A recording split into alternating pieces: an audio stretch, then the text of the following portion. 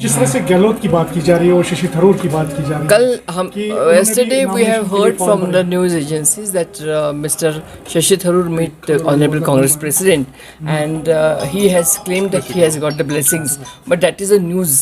We have not yet confirmed it. That's not authentic right now. No, that is not authentic. तो यहाँ पर अभी जिस तरह से कांग्रेस की बात अगर की जाए तो गुलाम नबी आज़ाद को छोड़ने के बाद काफ़ी ज़्यादा तनकीद का निशाना वो कांग्रेस को बना रही है कि वन मैन पार्टी वो बन गई है, तो उस पर क्या कहेंगे आप जो गुलाम नबी आज़ाद ने अभी कहा? कौन सी पार्टी मनमान पार्टी कौन सी बन गई है?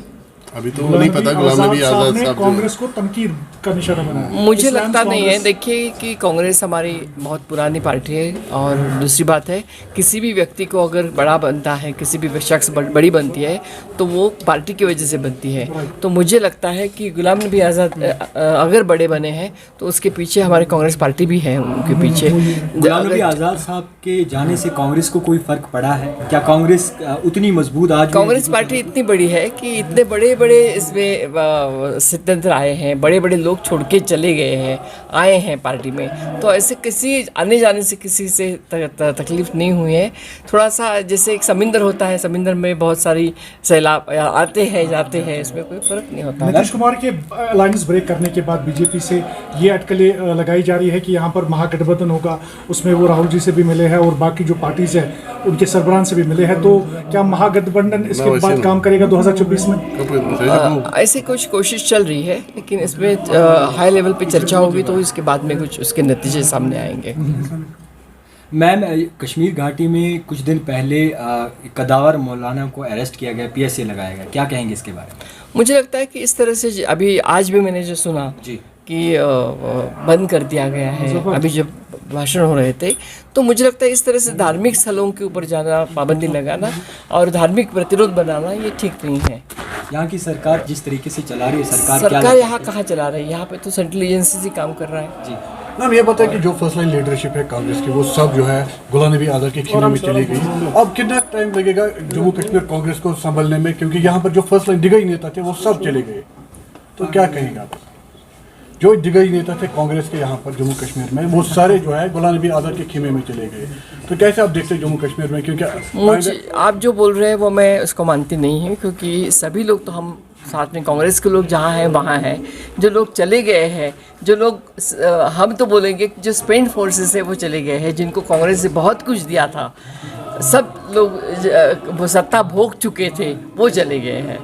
और उनको सत्ता भोगने के बाद अगर उनकी लास्ट पारी जब खेल रहे थे उनको जब मुझे जो लगता है कि वो चले गए हैं। भारत जोड़ो आंदोलन को भी काफ़ी ज़्यादा सलाम किया जा रहा है बीजेपी की तरफ से, जबकि कहीं एक बार तो जो हमारे गृह मंत्री हैं उन्होंने भी तनकीद का निशाना बनाया राहुल गांधी को, उस पर क्या कहें? ये हम उसको पॉजिटिव वे से लेते हैं कि जब हमारे राहुल गांधी जी बाहर निकले हैं, अगर राहुल गांधी जी की भारत जोड़ो यात्रा अगर उस काबिल नहीं थी तो उसको सलाम करने की कोशिश क्यों करते हैं?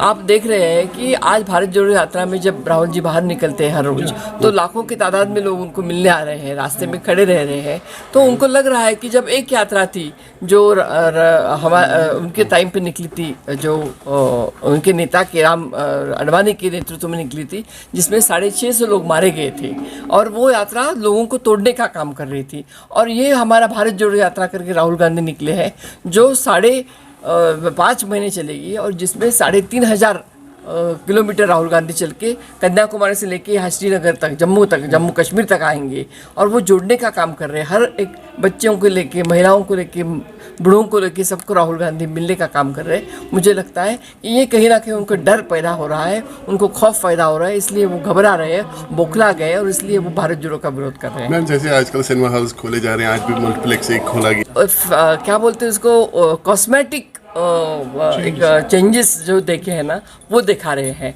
आफ्टर एब्रोगेशन ऑफ आर्टिकल 370 ये दिखावा है, ये छलावा है, ये दिखाया जा रहा है कि बहुत कुछ अच्छा चल रहा है, लोगों को दिखाया जाता है ना कैसे कि हम बहुत अच्छे से चल रहा है। ये ऐसा है नहीं। अगर ऐसा हो तो राहुल भट्ट को क्यों नहीं भूल गए लोग? राहुल भट्ट को जिस तरह से मारा गया, इनोसेंट किलिंग भूल गए लोग। बेरोजगारी आज सबसे ज़्यादा जम्मू कश्मीर में बेरोजगारी सबसे ज़्यादा है, 22% बेरोजगारी है, वो लोग भूल रहे। ये सब आपने सवाल पूछने चाहिए लोगों ने। आज आफ्टर एब्रोगेशन ऑफ 370 लोगों के सबसे बड़ा हमारे जो मुद्दे कांग्रेस ने लाए थे कि हमें बेरोजगारी खत्म करनी है, हमें हमारा काम करने का अधिकार मिलना चाहिए, हमारा ज़मीन का अधिकार मिलना चाहिए। अगर ज़मीन का अधिकार हिमाचल में मिलता है, नॉर्थ ईस्ट में मिलता है, तो जम्मू कश्मीर में क्यों नहीं? ये सब वायदा आपने किया था, हमारा स्टेटहुड हमें वापस दे दो, वो नहीं दे रहे हैं। और सिनेमा हॉल किसी प्राइवेट पर्सन ने अपना मल्टीप्लेक्स खोला, उसके लिए राज्यपाल जी जा रहे हैं और उसके लिए आप आपकी पीठ थपथपा रहे हो कि सिनेमा हॉल खुल रहे हैं और सब हालात ठीक हो रहे हैं। उसमें कितना आप तीर मार रहे हैं मुझे पता नहीं चल रहा है और उसका जवाब आपने लेना चाहिए।